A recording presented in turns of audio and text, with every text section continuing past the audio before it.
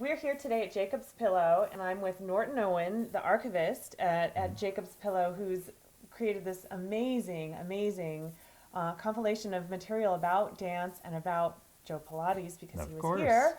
And Sean Gallagher, and we have Kathy Strack and Elaine Ewing. And we are just here because we want to learn more and it's fun. But these guys are going to tell us all about the history of Joe Pilates at Jacob's Pillow and in this area. So Well, great. show us your stuff. Well, I have some illustrations to show as well. The main period that we're talking about in terms of his pillow activity was 41 through the mid-50s. And he did not teach every one of those years, but he did teach from time to time. And there were periods of time when he and Ted Shawn, our founder director, would have a falling out, and when he wouldn't be here for a year or two. So Ruth St. Denis and Ted Shawn were a couple from 1914 when they married until 1930. They separated, but they remained very close. And it was during the 1930s when Ruth St. Denis was the one who first discovered Pilates, and that it was very helpful for her body and something that worked well for her. So she's the one who let Sean know about Pilates and recommended him. Yeah. And so Sean started going to him, and I do not know the exact sequence of events of how it all, what came next, but through that association, through Sean and Pilates getting to know each other and developing a professional relationship, Pilates eventually bought property truly right around the corner from Jacob's Pillow. Which Sean now owns. Which Sean now owns. Because of Norton. That's right. Right, Yes, so that's the story, because I came up with some archival stuff on, to show Norton what I had, and I want to see what he had. And when I was here, he says, well, his property's for sale, and I think it has the equipment in it. So he hooked me up with a realtor, and then I went to the realtor, and he showed me the property, and I told the realtor, I said, I don't want the property, but I'll buy the equipment. And then the owner said, well, if you want the equipment, you got to buy the property. So here we are, almost 20 years later with the property, which is great because now we have the studio and we have everything. So, and it's like we did today. We're slowly going to rebuild it, so it's good. Yeah. Well, it takes a village, Yes, let's it just does. say. But, it's clear that Jacob's Pillow was a fulcrum in a way for this activity, because the fact that Pilates was having a professional relationship with the dancers who were coming here to the Pillow was, of course, the reason that he wanted to have a cottage nearby.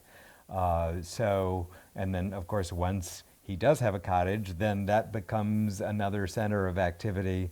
And certainly the people of that period, I'm sure, as you have spoken to Ann Hutchinson, that she would say, because what I hear is that there were people coming to his studio also, as well as him coming to teach mat classes at the Pillow. Then he would, if he was wanting to work in particular with one-on-one or with a small group, those people would go back with him to his studio as well. So there was a very fluid, and at that time also, let's remember that Jacob's Pillow was a little more divided, let's say, in terms of property.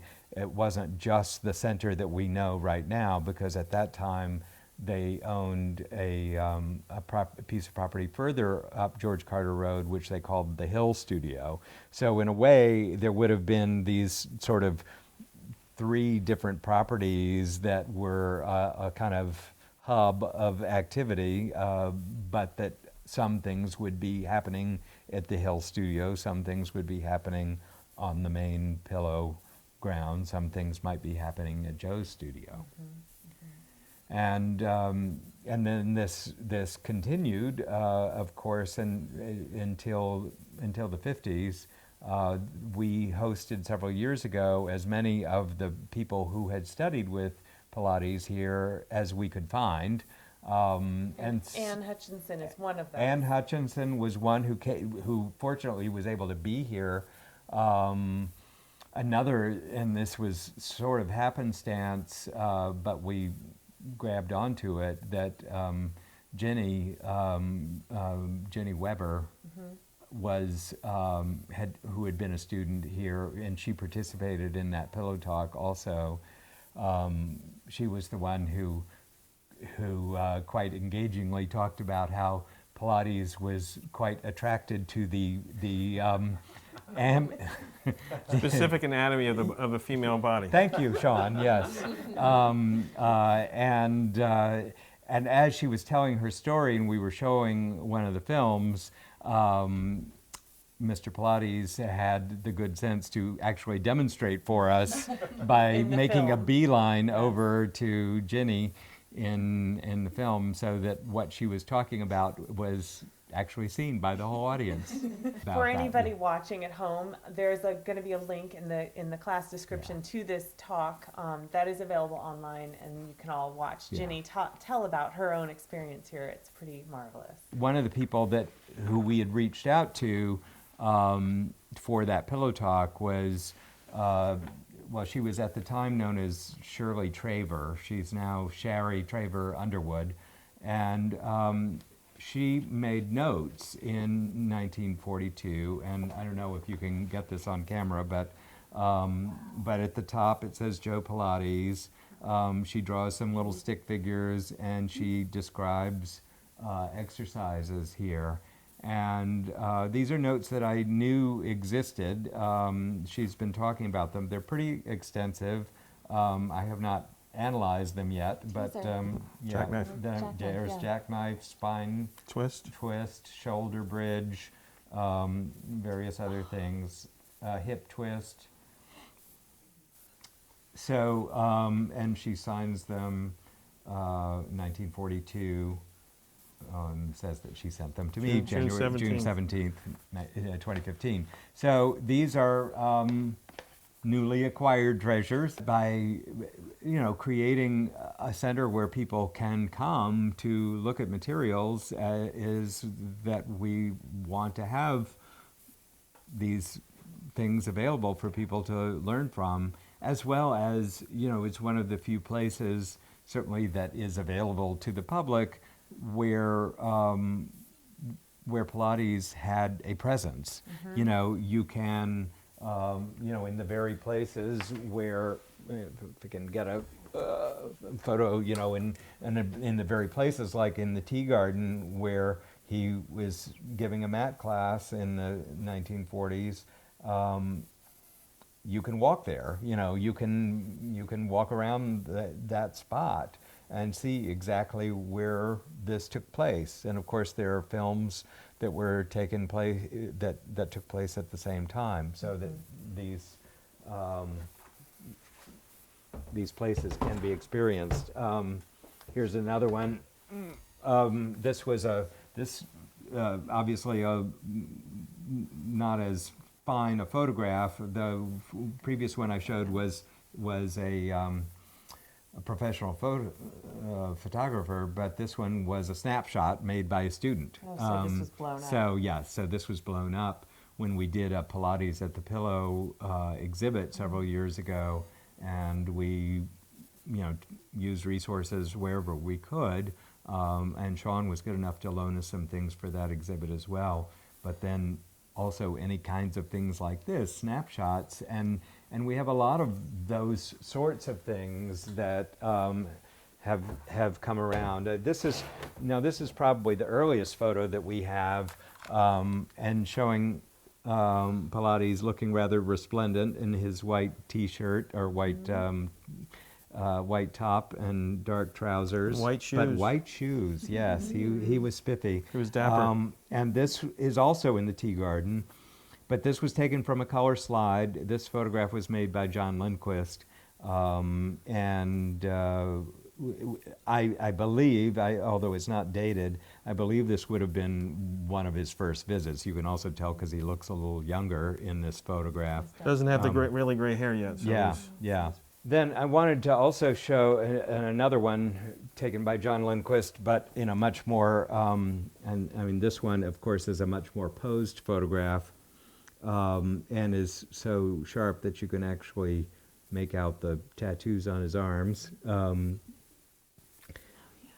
And the different pieces of equipment down Yes. Well, this is interesting because you can see he has the magic circle, he has the neck exerciser, but this is the magic square, and people have talked about it, but it's not seen too often. You can really see this is because it's a square shape, has the spring in the middle, and it's very much like this, where when you close it, it stretches the spring, instead of when you open it, it stretches the spring. So it's the opposite version.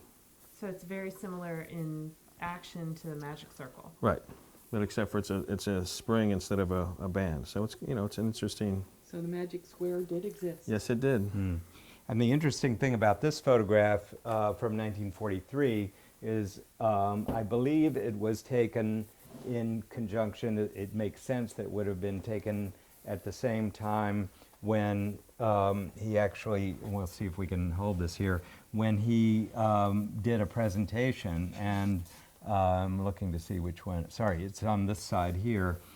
So this was August 14th, 1943, and one item, the next to last item on the program says, demonstration of the contrology system of physical fitness conducted by the originator, Joseph H. Pilates, of the Jacob's Pillow faculty. And one interesting thing I just noticed about this today was that actually tells me it may have been a sort of impromptu presentation, was that in the week before, oftentimes these programs give a little preview of what's coming, and in the week before it says, next week, Natalie Krasovska, Grant Murdoff, Ted Shawn, Gertrude and Oscar Howenbeck, Jacob's Pillow dancers. It doesn't say anything about Pilates. So it may have been a very last minute, like, oh, could you fill in on this program, or why don't you show something that you're doing? Also, the thing to remember about this, 1943, what's going on, World War II. It was very difficult at that point to get artists to come. Oftentimes, all they were being paid was their travel expenses to come up and do a performance. Right. And gas was rationed. It was very difficult for audiences to get here. So things were really, the presentations were on a shoestring. And oftentimes it was the faculty members who were Recruited we're doing things, doing the presentation. So that's probably how it came about. It's kind of, the details of it are lost to time, Yeah, of course. but we can piece together that from what we know about it. Yeah. So Ted Shawn did write an autobiography called 1001 Night Stands, which was published in 1960. But a few years ago, I found at the New York Public Library that there was something that had been labeled a manuscript, and sort of believed that it was just a typescript of what ended up in print.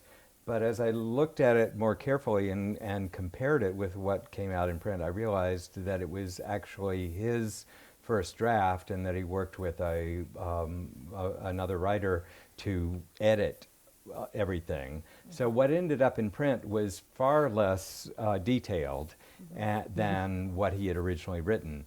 And sometimes, it was also cleaned up, let's say. Not as juicy. So, yeah, not as juicy. So this is an excerpt, and he was writing this, he would have been writing this in the early 40s, or I should say early to mid 40s. So he actually talks about,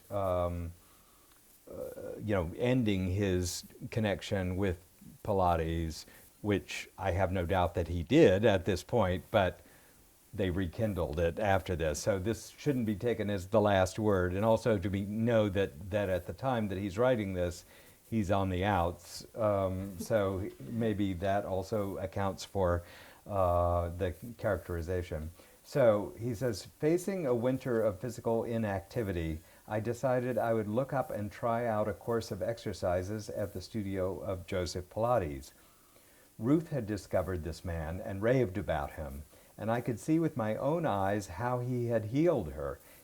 She had suffered for years with bad knees, the bête noire of all dancers, and could not kneel or get up without excruciating pain. The result of this and a general discouragement had kept her from practicing as she should, and she had added weight all over, and her ankles had gotten big. Then a year or two later, after working faithfully for many months with Pilates, she was slim as in the years when I first knew her, her ankles like a young girl's, and she had no more pain or trouble with her knees. I feel like I'm doing an infomercial. She called him a sculptor of the body and said he was no ordinary gymnastic instructor, but an inspired genius. And so I found him. I dimly recognized the old Van Dyke studio building when I first went to him, but only after many days did it dawn on me that it was in this building I had taught my first lessons in New York, spring of 1914. Joe and his partner Clara, intensely German in manner and dialect, were martinets, but he was truly a genius, and his system of exercises was all that Ruth had described. I went daily all that winter and following year whenever I was in New York, and lost weight, trimmed down waistline, got suppleness throughout my torso that had begun to get immobile of late years, and was altogether made over. As I came home raving about the work each day, after a few weeks, Barton decided to join me, and so he went with me each day, as well as taking his ballet classes with Dolan. The following summer, he came up to Jacob's Pillow. I had tried to sell him to Dolan, and Joe did conduct a few classes. This would have been 1941 that he's talking about Now, here. who's Dolan? Anton Dolan was a big ballet star. He was the partner of Alicia Markova, and Dolan and Markova rented Jacob's Pillow from Sean in 1941. So that would have been actually the first year that Ann Hutchinson, because she was a student that year, that she would have had contact with him. So then he says the following summer he came up to Jacob's Pillow, and then this would have been 42. I had tried to sell him to Dolan, and Joe did conduct a few classes, 41, but Dolan was not really interested in his work, and they did not get along well. The summer of the first big festival after the theater was built, 1942, and the summer after that, 43, I had Joseph Pilates on my regular faculty, and he did the stretching and limbering class each morning, and everyone liked his work. Also, he gave private lessons and corrective treatments. But the German in him and his age, 63, his last summer at Jacob's Pillow, were too much for me. He wanted to run everything. He maintained that all this dance business was nonsense, and the whole of Jacob's Pillow should be turned over to him to run as a health farm. Health was really important. Art was only trivial and unessential. He drank a lot, he philandered with the girl students, and he took no orders and abided by no rules or schedules of the place. He did what he wanted to do, when and how he wanted to do it. His work was so excellent that I put up with this for 2 summers. But at the end of the 1943 summer, he got so ugly in manner and so peremptory in his advice as to how I should run all of my business that when he left the place, hardly speaking to me because I had not followed his advice in regard to a psychopathic girl student, I felt he had lived out his usefulness and never invited him back again, although I continued to recommend people to go to him whom I felt would be benefited by his work. And while I did not go back again myself, because from that time on my visits to New York were brief and crowded, and because I honestly felt I would not be welcome, I continue to use his exercises with profit, even yet. Wow. So And they that- did rekindle after that. And Yes. Yes. then, yes, so that was, probably written 1945, somewhere in there, 45, 46. But then they did make amends, and he did come back to Jacob's Pillow, and I'm glad for many reasons, not the least of which was that many of the people then who we do have contact with now, like Jenny Weber, people who their contact with him would have been in the early 50s Right. when they were studying with him. Thank Well, you for that. Yeah. Well, and we know that Joe bought the land in 48. Okay, he- this is good. This, Yeah, so that puts it into Yeah, context. He yeah, came yeah, back and said, all absolutely. right, I'll have my own land. Right, and that might have been some reason for, who knows, because I don't know where he would have been. We do have some housing charts that I could consult and see whether in that 42, 43 summer, was he living on the property, Right. for instance, or what, because as you found that he didn't yet own his cottage until Yeah. a bit later. But it makes sense that they would have, if they, whether they mended the relationship first and then he bought the house, or he bought the house and because of that figured out a way that they could work together. And I know that they repaired the relationship to the point that Ted Shawn spoke publicly on at least 2 occasions. That I think a birthday party for Yes. Joe Pilates and an anniversary party. He's on the program and is like one of the first speakers. Right. And that would have been years later. Yes. Like when he was 80, I think. Yeah. One of them was when he was His 80th birthday, right. yep. Yeah. Yeah. Very cool. Well, let us just say that both of them were very strong individuals. Just an observation about, everybody focuses on Joe teaching the students, but I know that in at least one of the programs, there's a picture where Joe taught some of the teachers Oh, sure. I as would well. imagine. It wasn't just the dance students that came up here. He- Well, the thing to realize too, also that at the time, a big part of the school, it was called the sort of alternative name for the school was the University of the Dance. Ted Shawn really believed in, yes, he was educating dancers, but he was also educating people he was educating educators, So Yes. many of the people who were enrolled as students were themselves teachers, and this was what they were doing for their professional development, was coming here, learning these things, and then being able to take that back to their students. So there was, a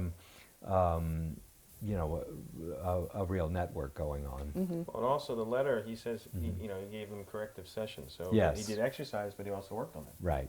Because, Yes. dancers still had the same issues they had today, but they didn't really have physical therapy like they do today. Right. So they would come in and he would exercise them. They had problems, he would work on them as well. So he would do corrective sessions with them. Well, Norton, thank Great. you so much for sharing this with Sure. everyone. It's really appreciated. Thank you. Thank Yeah, you, great, Sean, as sure, well, for thanks. coming.